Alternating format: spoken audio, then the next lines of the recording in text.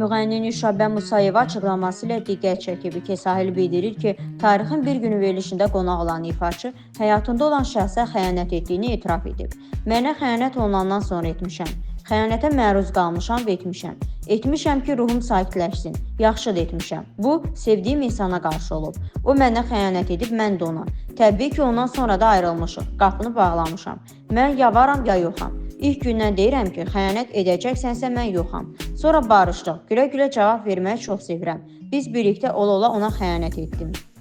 Xəyanət etmirsənmi? Mənə xəyanət olunandan sonra etmişəm. Necə yəni? Xəyanət yaşamışam, xəyanət eləmişəm. Acıq çıxmırsan ondan. Ruhum sakitləşsin. Eləmişəm, yaxşı da eləmişəm.